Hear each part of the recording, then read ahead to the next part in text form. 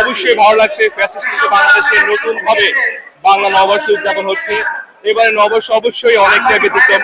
আপনারা জেনে থাকবেন যে বিগত বছরগুলো থেকে এবার যে ভিন্ন কিছু আছে সেটা হচ্ছে ফ্যাসিস্টের প্রতিকৃতি, তাছাড়া আমাদের জাতীয় মাছ ইলিশ, এছাড়া আমাদের পালকি রয়েছে। সেই সাথে বাংলাদেশের সমগ্র মানুষকে মানে ধারণ করার যে সংস্কৃতি, ইনক্লুসিভ সংস্কৃতি যা বোঝে সেই জিনিসটা এবার আছে। এটা একটা ভালো লাগার দিক যে সব মানুষ আছে, সকল ধর্ম মানুষ আছে, সকল গোত্রের মানুষ আছে। সেই জায়গা থেকে এটা আবার নতুন একটা বিষয়। আমরা দেখতে পাচ্ছি আমাদের পিছনে কৃষক দল আছে, বাংলাদেশ সংস্কৃতি। আমরা এগুলো অনেক সময় মানে এগুলো অনুপস্থিত দেখেছি ইতিপূর্বে। যে বিষয়টা এখন ঘটতেছে এটা অবশ্যই আমাদের জন্য ভালো লাগার দিক। সবাইকে শুভ নববর্ষ।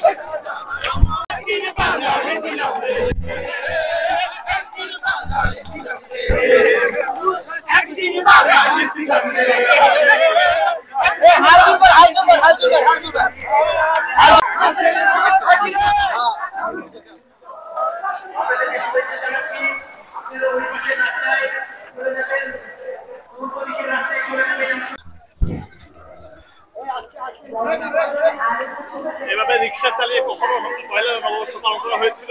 না, এই প্রথম। কেমন লাগছে? ভালো লাগছে। স্পেশালি কি লাগছে? মানে ভালো লাগছে আমাদের অনেক। ভালো লাগছে কাকা? ভালো লাগছে। এর আগে কখনো করেছিলেন? না, আর করি নাই।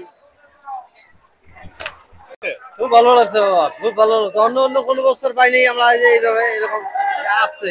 হ্যাঁ, এবার মোটামুটি খুব ভালো লাগে। গাড়ি নিয়ে আসছি, হ্যাঁ, রিক্সা সংগঠন থেকে। হ্যাঁ, খুব ভালো লাগছে। আপনি আস্তে আস্তে আস্তে আস্তে আস্তে আস্তে থাকে।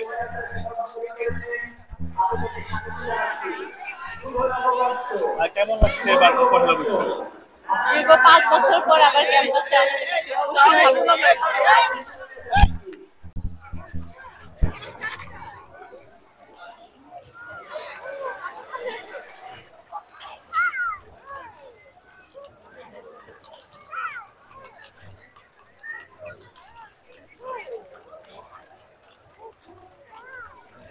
শাহবাগ থেকে যারা অংশগ্রহণ করেছেন তাদেরকে সবাইকে জানাচ্ছি নববর্ষের শুভেচ্ছা। শুভ নববর্ষ। আপনারা রাস্তায় থাকবেন।